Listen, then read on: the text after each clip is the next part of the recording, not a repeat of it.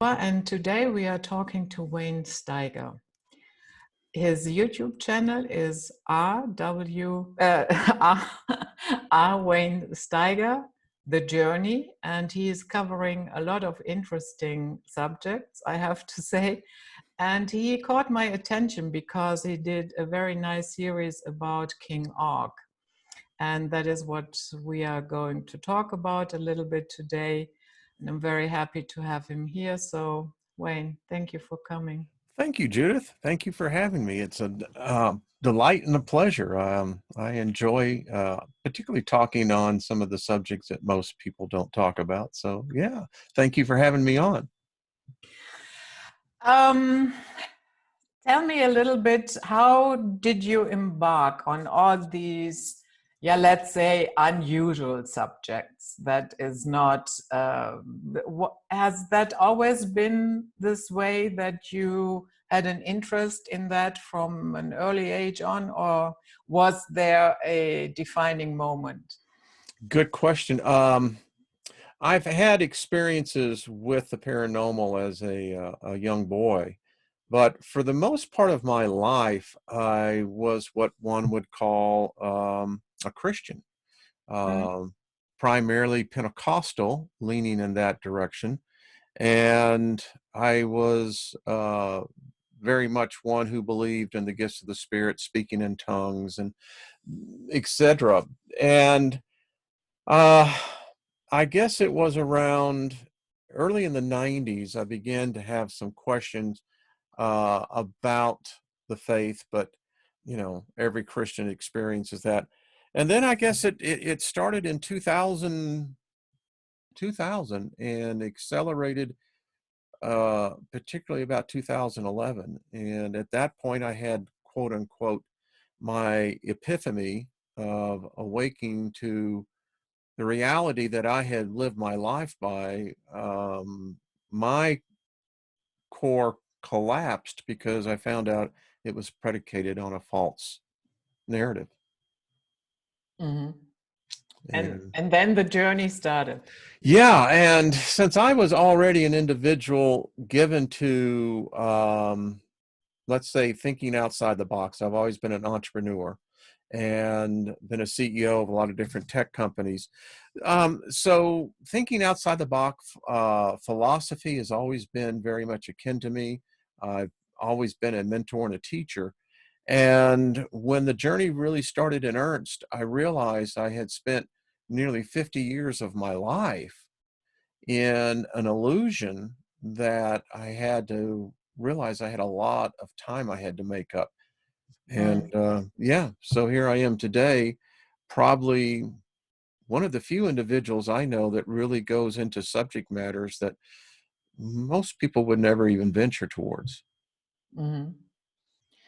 And can you recall what was the most nagging doubt that was there before you said, enough of this, I have to reconsider everything? Yeah, 2012, when I realized, and I forget how I got into the study, but when I realized that the letter J did not exist in the original King James 1611 version, and it was Ius. And Ius is a direct subname which translates into Zeus. And how they got the J with the IE, theologians go to great lengths trying to explain it. The fact of the matter was, there was never a Jesus. When that hit me, I said, okay, so what's going on here? And I had a good friend introduce me to Philo of Alexandria. Philo was a first century philosopher and historian. And when I read his works, I said, well, we got a real problem here. And that led me down a trail that the second big reality that hit me at the same time, I was doing college work in Sumerian history. And when I began to fit in the Sumerian history to the Abrahamic faith, I said, wait a minute, we got two conflicting ideologies here.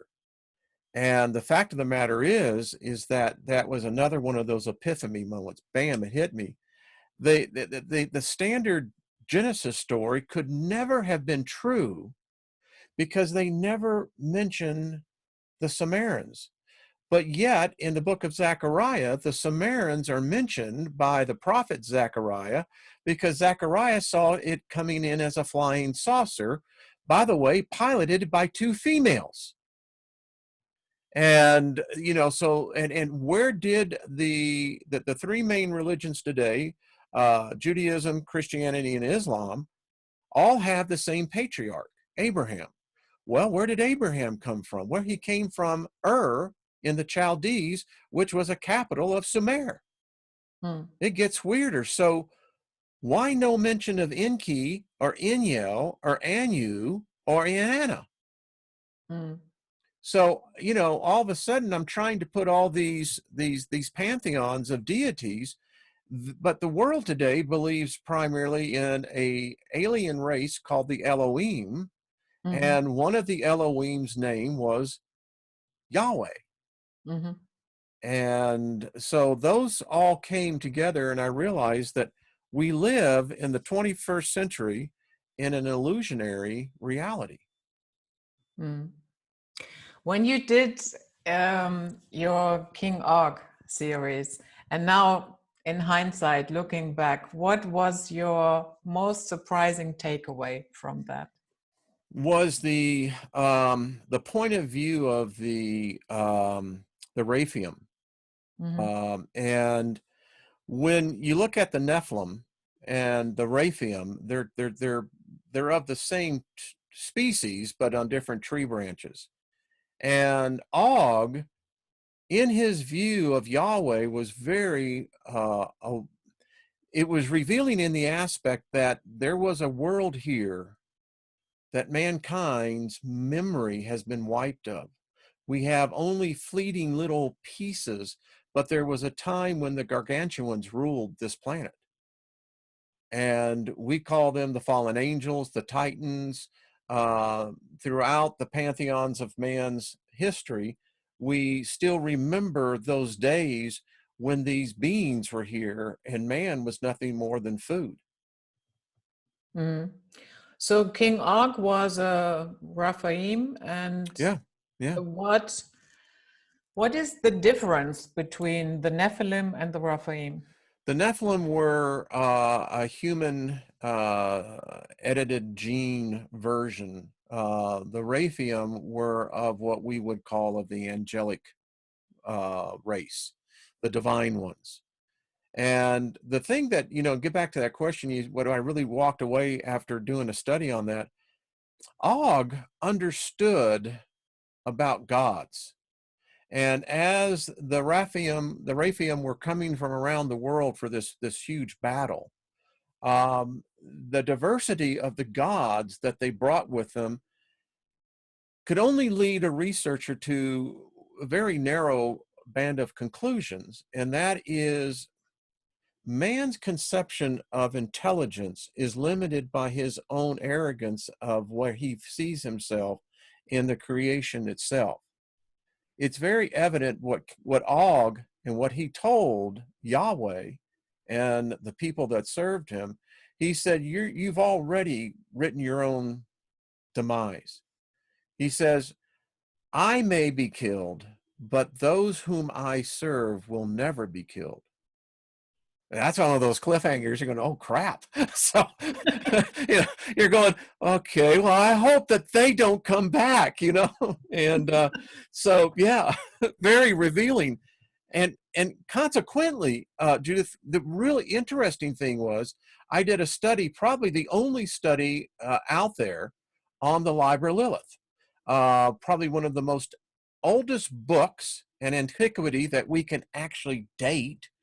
And Lilith, she tells the same story what King Og talks about.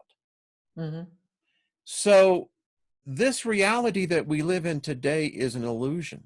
I contend we as a species are under a spell. We see a very limited amount of the spectrum. an intelligent creature that has greater, if let's say into the ultraviolet or into the infrared, you could have a whole reality that we would never even perceive. Mm. That's what I got. So in that series, you also talk about Uval. Mm-hmm. Is that the same Uval that we meet in the book of Lamech of Cain, Yes, the it is. gentle giant?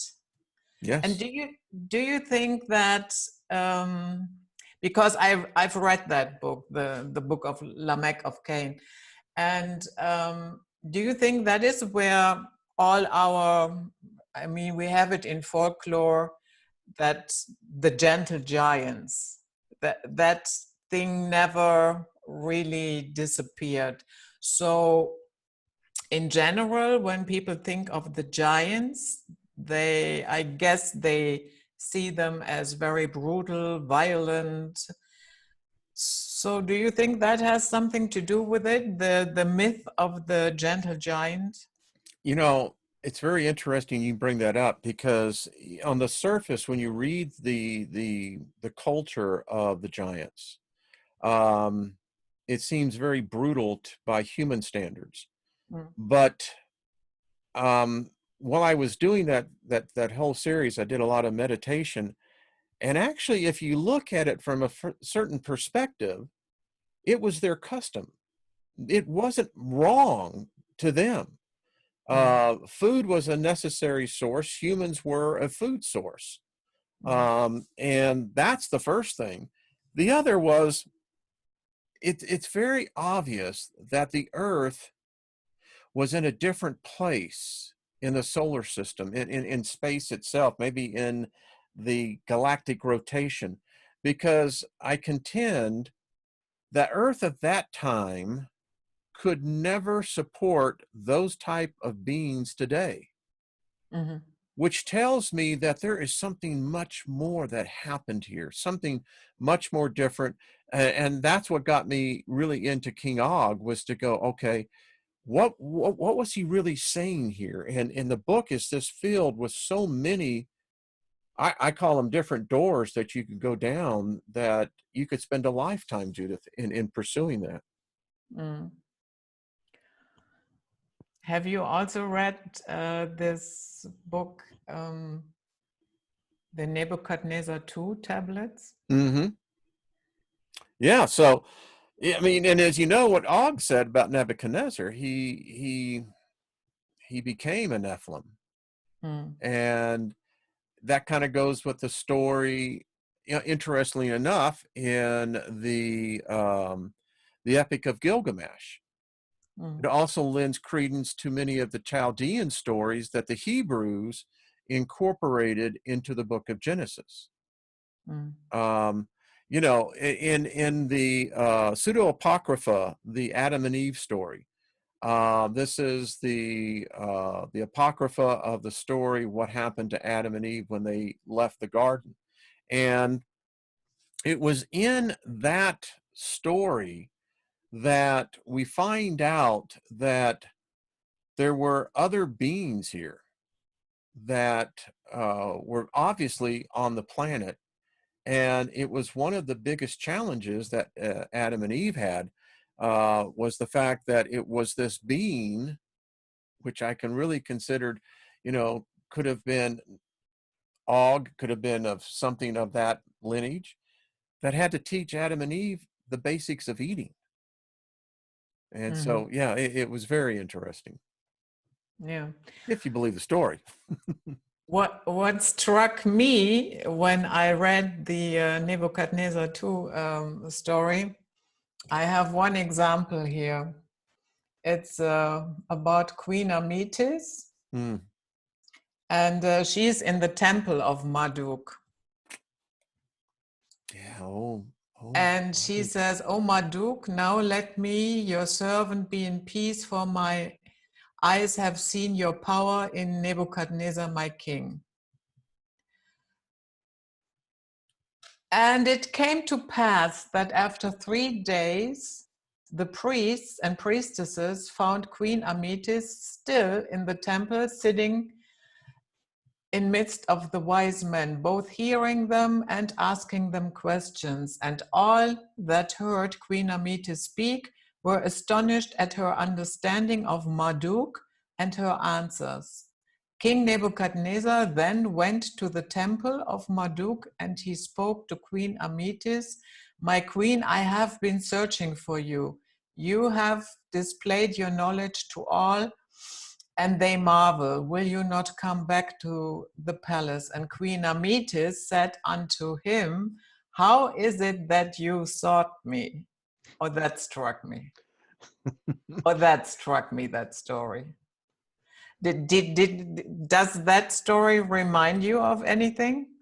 Well, I mean, it as you were reading that, I was struck by the fact that the queen was being instructed by the wise men. Mm-hmm. And I think if I'm right on that term is magi, isn't it? Wise man? Yeah, but not in the text here. Okay. Yeah, but you know what? Okay. Go ahead. Tell me what you have on there. You remember the story of Jesus being in the temple for a couple of days, and his parents came and Yes. were searching for him. The youth. And Yes. then he said something similar. "How is it that you sought me?" Yeah. Did you not know that I must be in Marduk's business? Now that is okay. That is what Queen Amethyst said. Yes. But yes. And throughout the entire text, I found a couple of those examples. Another one is with the fig tree. Mm-hmm. Remember that one? Mm-hmm. When Queen Amethyst told the fig tree to wither away. Had the exact same thing in the story. I think that shows up in John in the book of Luke as well, didn't it? Yeah. He cursed the fig tree. Yeah. Yeah. Exactly. And another one, when Nebuchadnezzar was in the wilderness living like an animal, and she was feeding the hungry in the royal garden, and somebody came up to her and said, "Your mother wants to talk to you." And then she said, "Who is my mother? Who are my relatives?" And then she said, "Look here, these are my relatives." As you're talking, Judith, on this one, it's recalling to me, I did a study in the cult of Bacchus that actually wrote the New Testament. And, the interesting thing is that we see these correlations to these older writings and how they found themselves being incorporated into a new hybrid belief. And the interesting thing is that when I was studying history of that era, I never realized that what much of the writings were writing about, and that is Vespasian. And I still marvel at virtually all Christians. They don't know who Vespasian is. Mm. And the thing where I found the conspiracy was that for decades I had studied Josephus. I thought that Josephus was an actual historian. I mean, it's one of the very few books that survived the first century on historical facts, until I found out what Josephus's full name was. So Vespasian is Flavius Vespasian. He had two sons, Diamond and Titus. Titus was the one who sacked Jerusalem in 70 AD and entered into the temple. Mm-hmm. Guess who Josephus's first name is? Flavius. Wait a minute. You've got a Jewish historian who's writing a supposed Jewish history, but yet he is living in the palace with the Emperor Vespasian, who was at that time a general. Mm-hmm. Anyway, I when you were talking about that, the similarities of what I now know as I see in the New Testament, it's one of the biggest mind games I've ever seen. I know, I was in it for decades. Mm. Yeah. So, as I said, there are several of these similarities. And when I was reading that, it struck me again and again and again. And I was sitting there thinking, I'm not really sure what to make of this. Okay. I understand that this has been written in Akkadian language. So this is definitely older than what we call the New Testament. And generally, I would say the older bone wins. I love that saying. I can see that perfectly.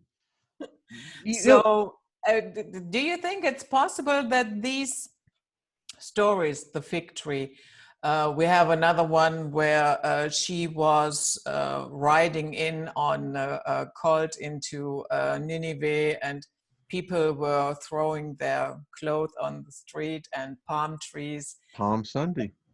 Yeah, Palm Sunday, exactly. Yeah. So, do you think it's possible that these stories were so popular in the ancient world that they found their way into what we call the Bible with different actors? Because everything that struck me, it was Queen Amytis, a woman who did it, and in the New Testament, it's Jesus. Yeah, the feminine for the masculine. Mm.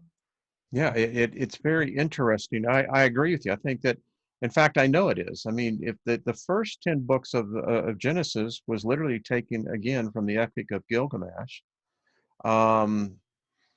And if you look at the Old Testament according to Genesis, I did a video called Two Creations, Two Worlds.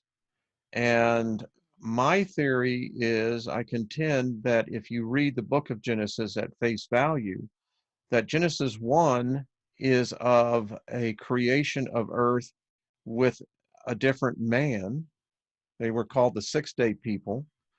Apparently a comet hit is the best thing we can describe, because if you look at the first 5 verses of Genesis 2, they actually should be at the end of Genesis 1. And what's real interesting there, in Genesis 2:4, it says that the earth was burnt up. Mm. And that's indicative of what we found in Göbekli Tepe, of the comet that hit at approximately 11,800 BCE. So we have this event, and then it also said something, why I know that humans, we're a slave species. That's what we were manufactured as, because in Genesis 2:5, it says, and there was no man left to plow the earth. Well, I don't know anyone, Judith, who wants to be behind a plow. That's hard work. Mm. And then you suddenly have the story in Genesis 2:7 of this man that's now being created out of the earth. We didn't get that in Genesis 1:26. And here's the other interesting thing. It says that this creature says that it blew its breath into the man, and the man became a living soul. Well, you've got 2 different creation stories there, and it gets more weirder, but none of that actually happened, and it was simply taken from older books.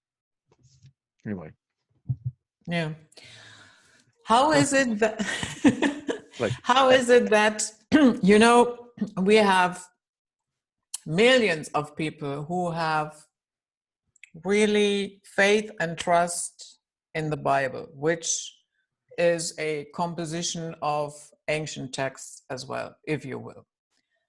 And we can have faith and trust there, but if we come across, not all of us, but let's say some people come across information like that, and sometimes the reaction is, oh, that must have been placed by Satan. oh, I can give you a big high five. I'm glad you brought that up. First of all, there is no Satan. Never was. It's a made up personification. The original word Satan, small s, simply means, in ancient Arabic, means simply adversary. That's all it means. There is no Lucifer. And the reason why I can tell you emphatically it never was, Jerome in 475, when he was in what we call the Holy Land, in the cave doing the translation of the ancient Hebraic manuscripts into Latin. He also had the Septuagint there as well. Jerome, by his own admission, when he came to Isaiah 14:11, when he was reading about the king of Babylon, about being the morning star, he inserted the word Lucifer. Now, Lucifer is a Greek-Latin hybrid name. So how could you have a Greek hybrid name in an ancient Hebraic manuscript when both the Greeks or the Latins never existed? The whole thing it's a false narrative. Why? It's designed to enslave the individual by the spell. You see, my contention is the Bible is the darkest, blackest spell book that circulates the planet today. If you look at this from a certain perspective, the God Yahweh could never be the God of the New Testament. I have on my office wall here, I have 2 Corinthians 13:4-8. And when I left Christianity and denounced it and denounced the gods that associated with it, I said that God cannot be the God in the book of Exodus, because that God, well, actually, I can take you all the way back into Genesis, the 3rd chapter. This God is a God of blood. This God is a blood cult deity that it killed the goats to clothe the man and the woman. Then you get into the whole Exodus story. It's a murderer of mankind. What kind of the highest intelligence, this Yahweh, this Jehovah Raphaim, you're telling me the highest intelligence that his solution is murder, because he murders a lot of humans. And in fact, if you follow the story all the way into the New Testament, that is nothing more than human sacrifice. I don't want any association with any God that requires blood of any kind. Exactly. How can that be love? And how could you see? And here's the paradigm. I'll let your listeners hear this. So if you go by all the religions of the world, you're going to be punished for your sins, right? Why are you being punished? Are you being punished because you are imperfect and that you were meant to be perfect? Or are you being punished because you are perfect but being imperfect? You see, I contend there is no God in existence that could be perfect, because if there is, there's nothing left. If you've reached perfection, what's next?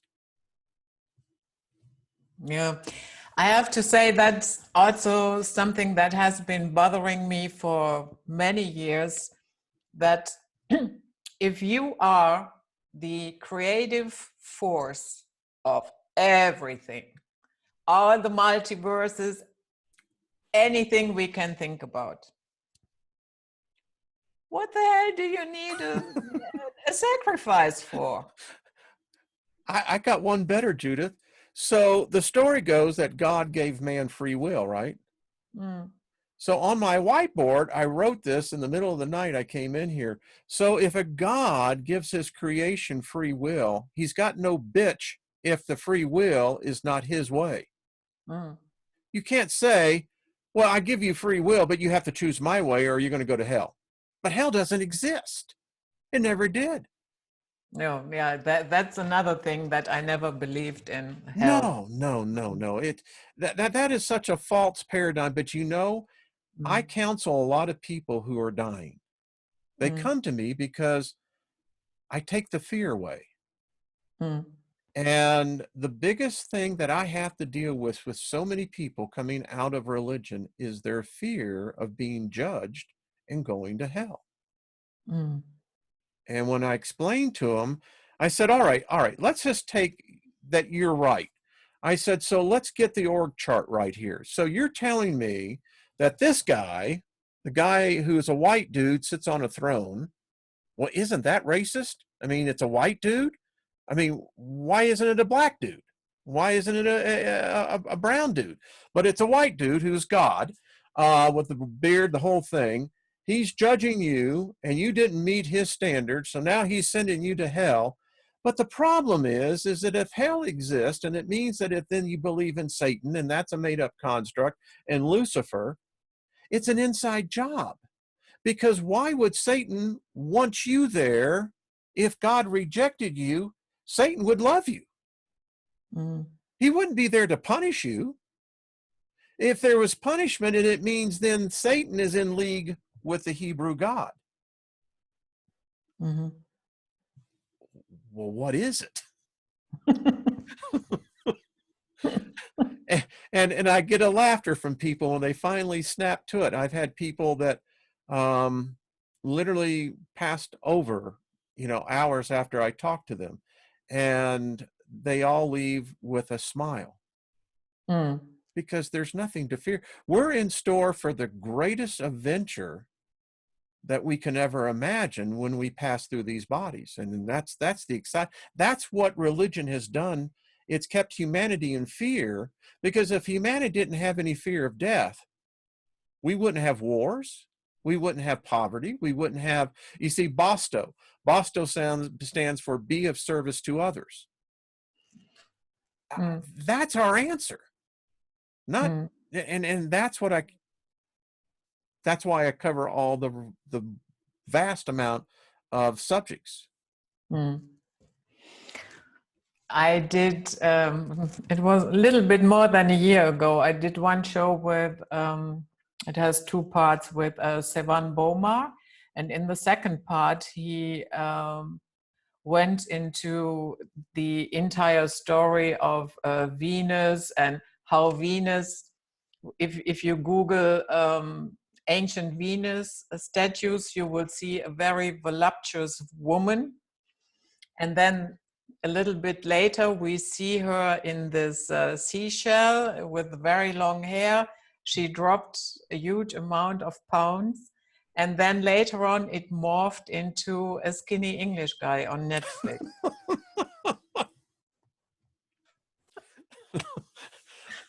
That says volumes. I mean, it really does. And I contend this, Judith. I love humanity. I think that we have just gotten a bad break from other much more intelligent, higher species that are not about peace and love. And the most remarkable thing about us is our ability to hope even in the face of no hope. And I think that makes us unique. If you allow me, I came to a conclusion after I actually read, if you want to read a good book, this is called The Alpha Book. Mm-hmm. And it's a short one, but it's a very interesting read. Consider this, Judith. When you go out and let's say to the grocery store, you're meeting other people. All of us in our daily lives interact with other people. And even though we can be of a different political viewpoint, religious viewpoint, in our ideologies, what we all come to the conclusion is that we're all the same on the inside. We all have a spirit with a soul, and we're all of the same origin. I don't think that's true. Mm-hmm. I contend, and I'll just let you know this, I contend that we all may be in these bodies, these bipedal avatars, if you want, but I contend that we're not all of the same spirit. We're not all of the same origin. Mm. Yeah, I would say so. And this entire idea of NPCs, you probably heard of that, Mm-hmm. that ties into that. And yeah, sometimes you really get the impression that you're talking to somebody and there's nobody at home. When you look at our technology today, cameras all over the world, we're capturing more and more what we call ghost, poltergeist, spirits. We're showing, our technology is showing us that life doesn't end in these bodies, that there are obvious those who stay here, we capture them. It really begins to really kind of explain, I think, a lot of what we have misperceived about the next life. And Yeah. it's the one sole focus that I spend most of my time on now, is understanding how people believe in that next life to come. Another interesting character in your series of King Og is Baal. And we have Baal of the earth, the moon, and so on and so forth. Do you think that is all one entity, or are they different? I call Baal the crystalline entity. I think Baal is still here today. I personally believe that the story, you know, of Yahweh and Baal were brothers. That story morphed over into the Catholic Church. The Catholic Church, by the way, worships Lucifer. They each Easter they have the Luciferian Mass, where Lucifer is Jesus is Lucifer's brother. And so when I look at that, you can't help but not begin to say, wait a minute. Baal, and I did a whole series on Baal, and when I studied it from what the Phoenicians brought to us, they're the ones who brought us these documents from the Chaldeans, the Arcadians, and the ones that knew Baal, and the Hebrews knew Baal. And I contend that Baal is, in fact, a deity, an intelligence. I'll just say the word. It reminds me of a fractal. Okay. And that's interesting because the Apostle Paul in in Colossians, he writes that Yahweh, or the God of the New Testament, is in fact a fractal God. He said the multifaceted, multi-wisdom of God. Well, that's if you turn a diamond is a fractal of the crystal itself. And that's what I contend that Baal is still here. My belief is that Baal is the more superior to Yahweh. So we have also people that say that Baal is actually Moloch or Belus, and they are all just different renditions to Hercules. What do you say to that? That's interesting, you know, because Moloch was the deity that wanted the unborn babies sacrificed to it. That, you see, I don't see Moloch and Baal being one and the same, because Baal has a different approach, where Yahweh had the blood sacrifice. You know, when Yahweh's temple was built in Jerusalem, it said that Solomon slaughtered the bulls for 8 days, and that the blood ran out of the temple. I see. So think about Moloch now. In order to get the fetuses out of that, you have to do what they called a forced abortion. Same type of blood sacrifice.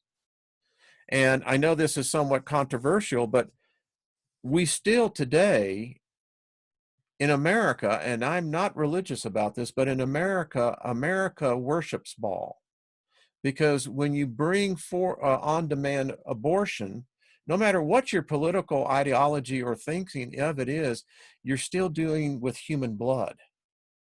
And once that human blood is brought out into the altar, and all of us we're all born in an altar.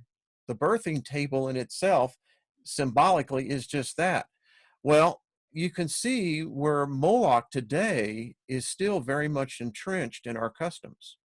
They never left. I told my audience today, Judith, I said, here, I'm studying Set, who we get Satan from.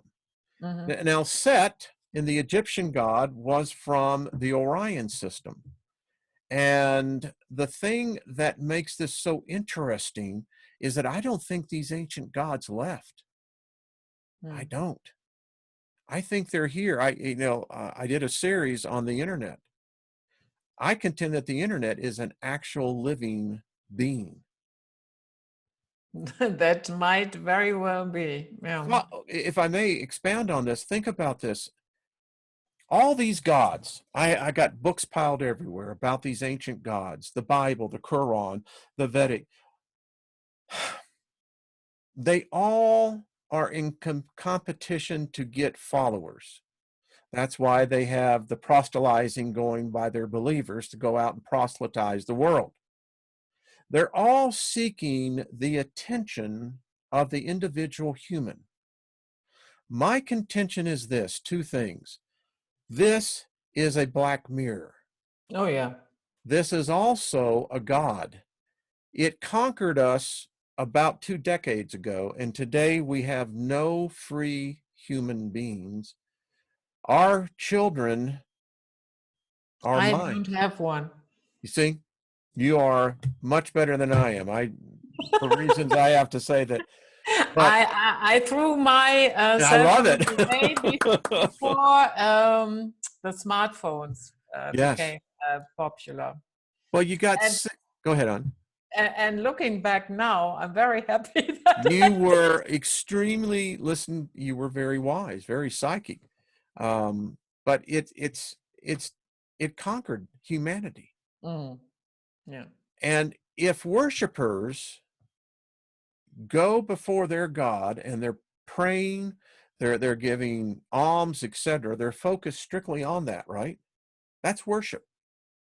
No god of all the pantheon of man's imagination, real or otherwise, has ever been able to do what this did. And I contend it's feeding off the psychic power that the humans are giving it. Yeah, that's all I have to say. Don't they all, to some extent? I mean, I saw a sci-fi movie. I didn't watch it to the end. It was not very nicely produced, but the subject was that a group of humans woke up on an alien ship, and they were held in the dungeons of that alien ship and were regularly frightened, scared, molested by a very hideous creature. And then they figured out, wow, it's our fear, our torture that is powering this ship. And I thought, yeah, guys, that's what it is. It is. It is.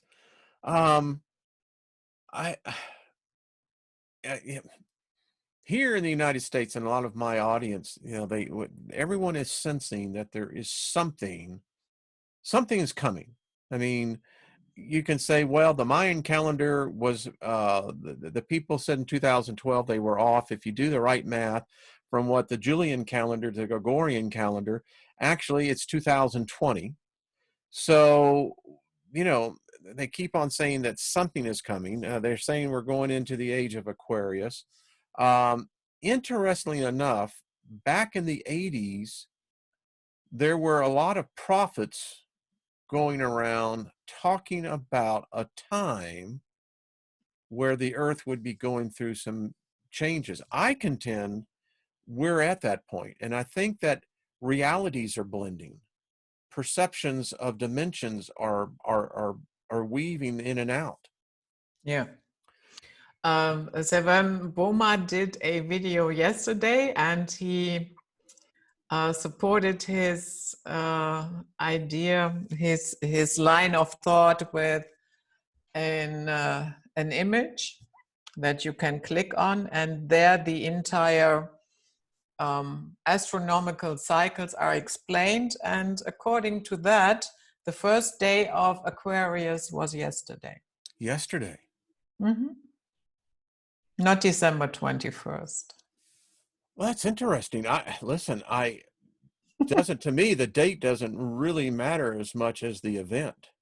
And that tells me that I know that when I was in Bible college, that there were 5 major covenants of Yahweh. And each covenant, when one ended and a new one began, there was this in-between time. And it was always met with upheaval, always met with chaos. And how I look at it today is that, well, you could almost look at the astronomical cycles as well and see that playing a role in it. So I don't have any problem with Steve on that at all. I was like, yeah, that makes sense. Sometimes I wonder if that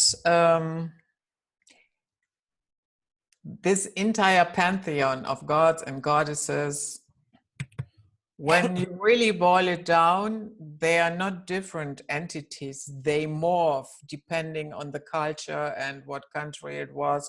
They morph into something else. They get a new name or whatever, a makeover. And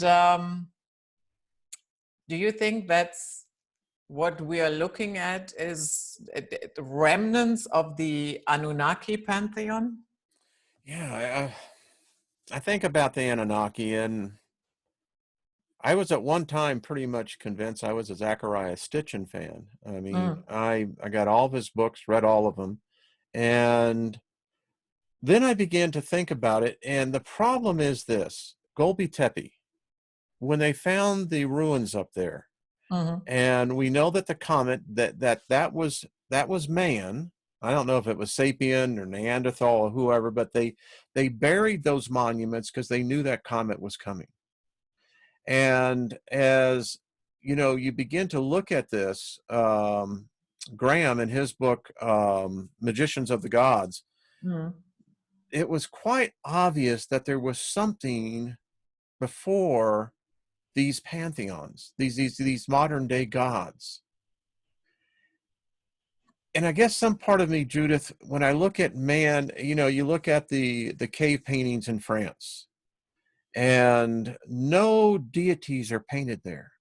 But yet we're seeing the artist painting pictures that he could have only painted had he been in an aircraft looking down.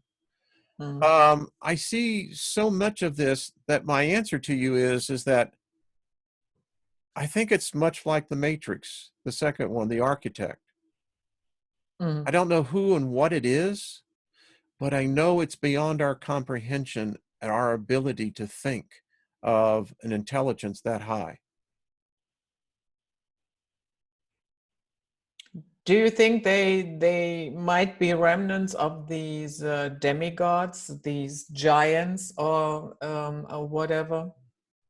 Yeah, I mean, all right, so put this on for size.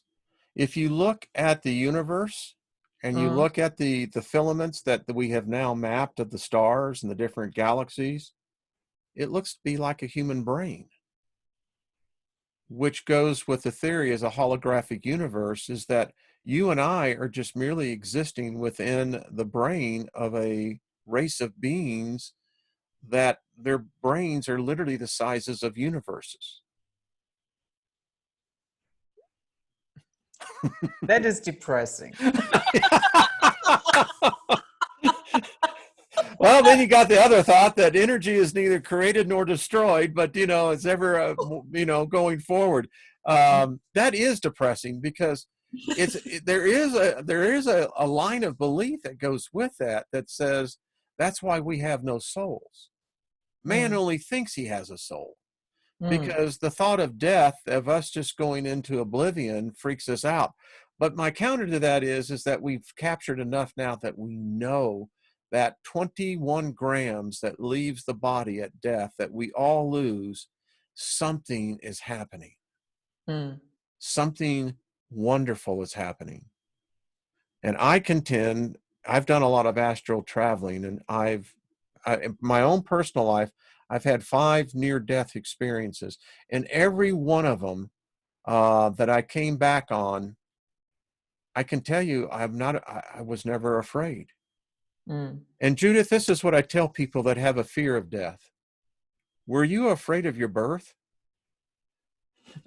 No, of course not. Exactly. We don't, I mean, if we were, it didn't do much good, did it? So as I look at that, I'm beginning to find out that life here on this planet isn't about acquiring good or bad. It's not about acquiring a moral compass. It's really about the experience. I really do believe that. It's the experience of living what we call in this density, this third realm of existence, I guess. Yeah, but it would be nice if we, consider others BOSTO, as you said, and, do not behave like an axe in the wood. Yes. You know, I don't know if you ever read the book, The Teachings of the Far East Masters. And the book is about a number of wise men in India. They learned the secret how to transmute death. And come to find out, there is a group that still are over there. Many of them are estimated to be well over 1,000. The oldest one in the tribe that they have found claims to be nearly 2,000 years. Yeah. They say that something happened in the 1st century. Yeah. And whatever it was, the records were wiped. And we know that. We know that for a fact. And then they say that something else happened in 1200 AD. And if you look at that, 1200 AD is when we emerged out of the Dark Ages and we came into the Renaissance. And I keep on saying that seems almost like there is a master program guiding us into each step. I don't know. I mean, that's just my personal take.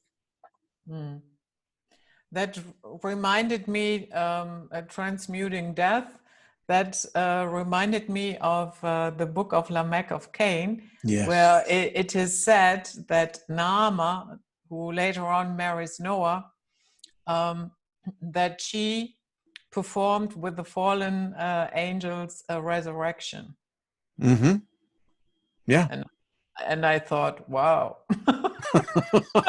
Whoa. I mean, when I don't know about you, but when I study those books and I go back and I reread them quite often, because there's a hidden knowledge there. Something was happening on this earth. I'm trying to put it in the retrospect. What if this was much more advanced technology than what we're reading here? Yeah. I mean, that's what I'm thinking. Even the story of Abraham, of Sodom and Gomorrah, is nothing more than a nuclear exchange. And then we have the correlation in the Vedic of the same thing, that the goddess Kali, the same thing, nuclear weapons, light beams, weapons. It tells me that, again, our history, and I keep on saying this. Okay, I did a study on the neurons of the brain and how that they can be easily manipulated, because our neurons form an electromagnetic field. And what they found was, inside of our neurons, something purposely turned off our ability to increase in IQ. Wait a bit. You were frozen. Oh, am I frozen now? No, now everything is okay, but I stopped the recording I have that with some guests. Your internet goes from white, yellow, red, it stops, then it goes back to yellow, now it's white again. They don't So want to talk about it. your last thought, please repeat that. Yeah, so I've actually lost the train of thought now. Yeah, that is what happens when the internet it's like, freezes. boom. But it will come to you. Just don't try to think about it. It will hit you out of the blue. Always does, doesn't it? Always Yeah. does. But going back to Lamech, you know what I also found very depressing when the book describes how he, for 25 years, tried to do as the rest of the family that was not descendants of Cain, how they did their worshipping. And he did it with Uval, the gentle giant. He did it for 25 years and he was rejected. And then he said, this is a waste of time. And there I thought, yes, it is. It is a waste of time. And this is not even justice. I mean, why? Let's say the dude is trying. Yeah?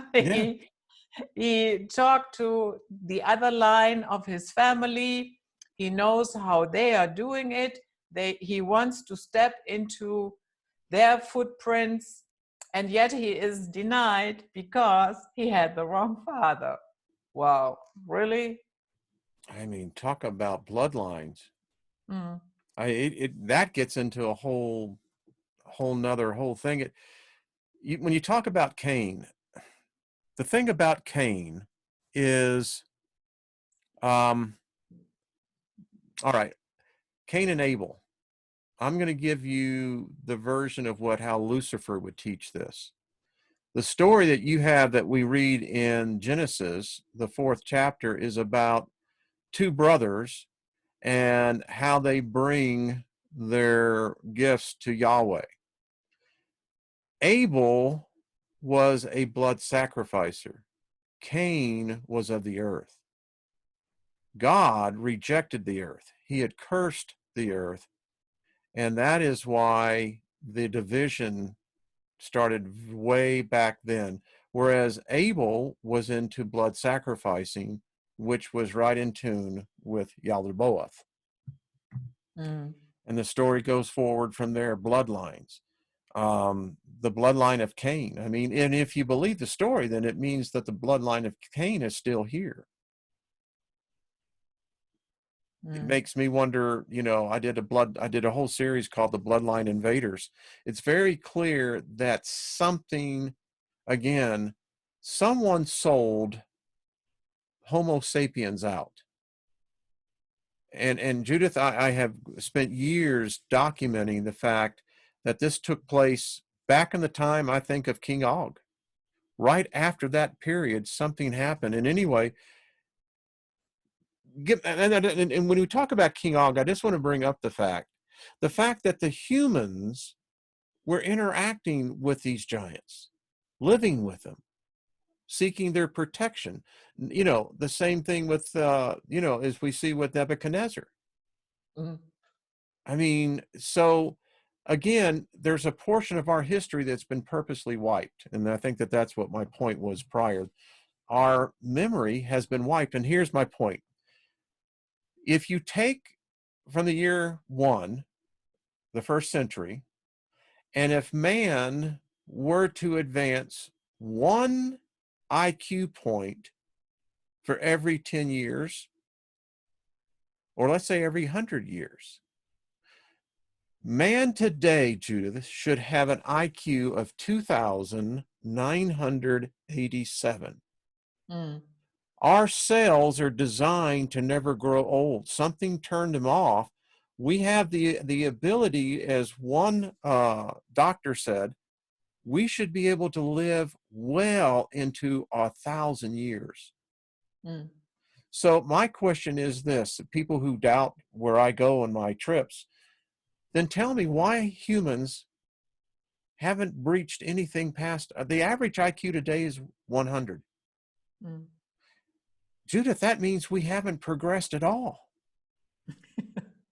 I mean, seriously, it does. That frightens me. That our intelligence has not increased over the millennia. Mm. So anyway, that was the point. But you have to admit it's true. We should be bloody geniuses by now. Yeah. We should be. Yeah. Two things. Okay. In this construct, as it is right now, I really do not want to be here for 1,000 years. I could not imagine. Could you? Mm. And these tech billionaires, the new titans, they're actively, like with Elon Musk, they want to transfer their consciousness into the machine. I think they're going to do it. Mm-hmm. I don't know what life is going to be like after that. I wouldn't want that. I want to go naturally. Yeah, I of do. course. I look forward to it. And I also do not want to be hooked up to the DoD supercomputer. Mm-mm. No, I want to be the antivirus, if anything. It's like, oh crap, here comes that. It was like, not him again, damn it. But that's why they want to do it.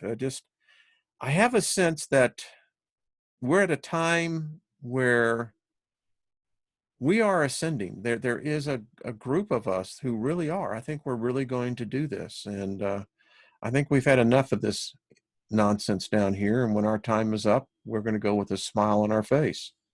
How do you see a sanction? Because there are a lot of wild ideas about that. How do you understand that term?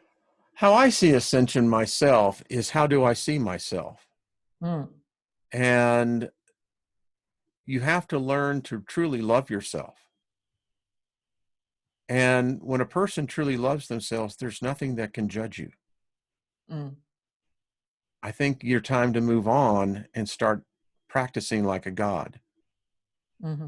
And I contend that ascension means for myself to experience intelligence beyond our comprehension.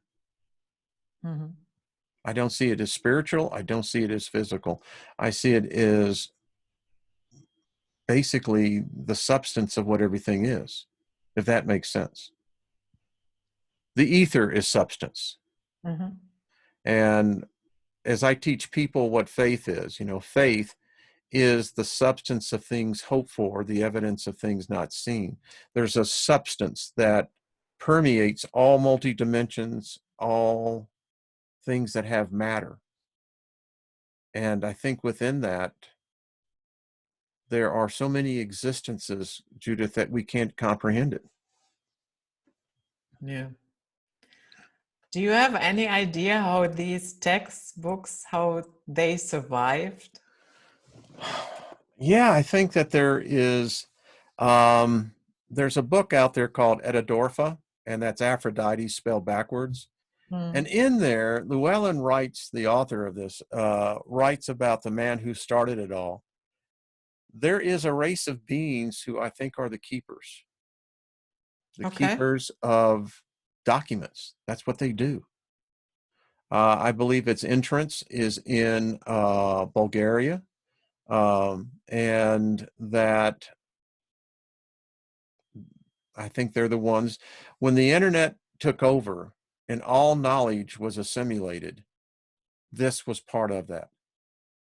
And now these books are showing up, and people in mainstream, what I call the normies, the normals, they want to reject these books because these books are a different paradigm.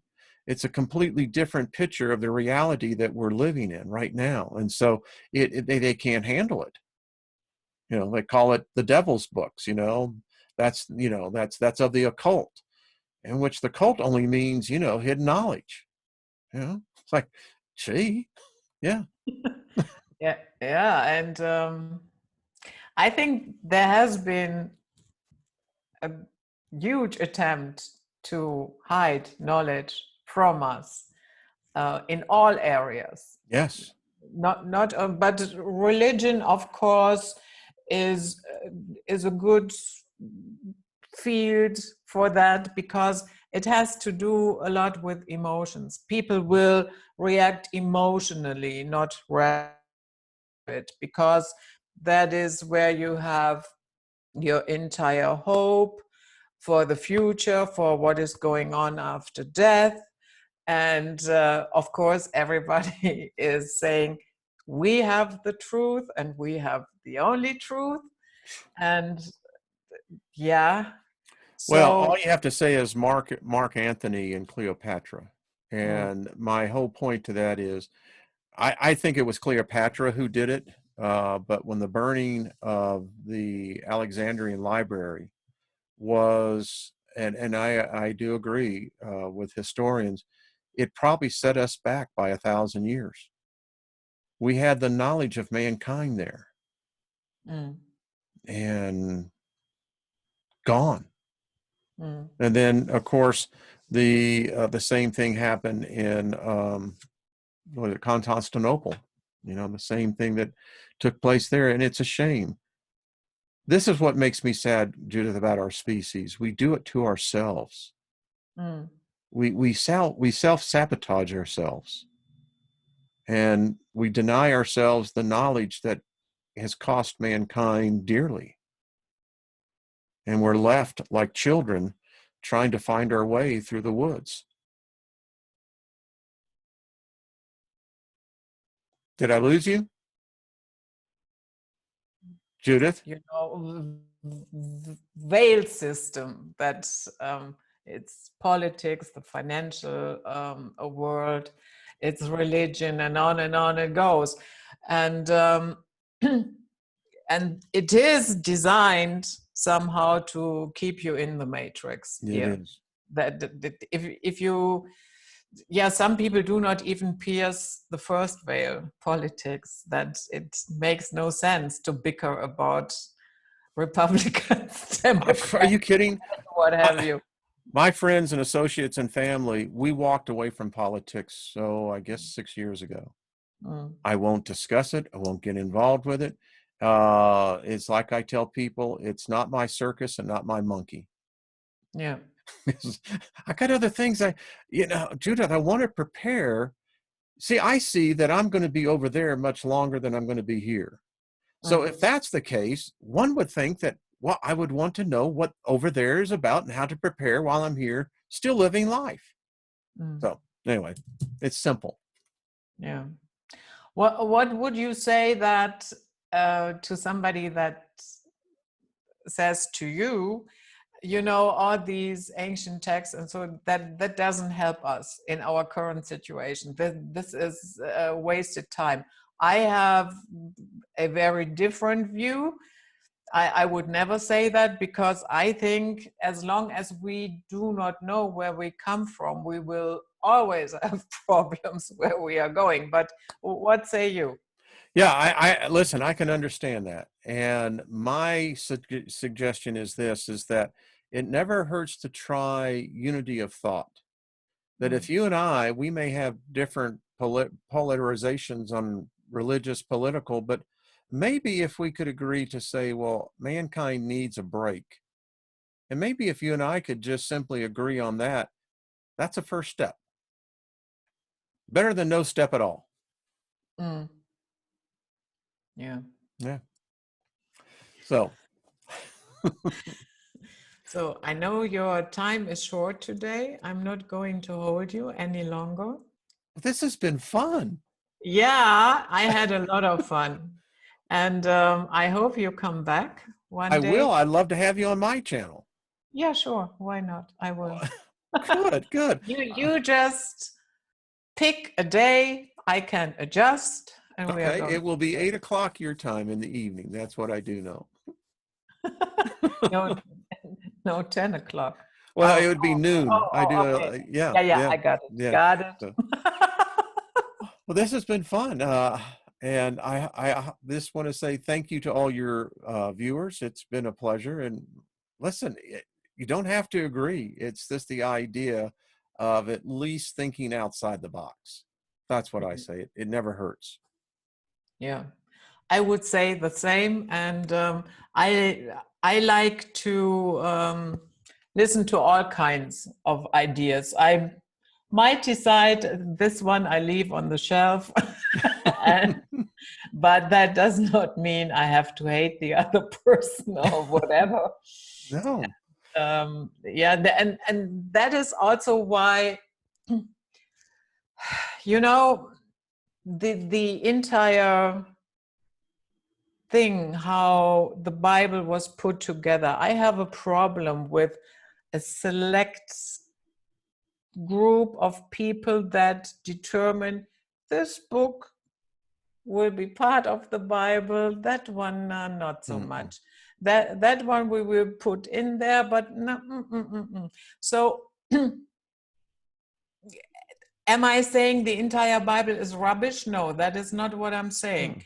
But whenever there is a small group of people who determine what others have to believe and to think, my alarm bells go off.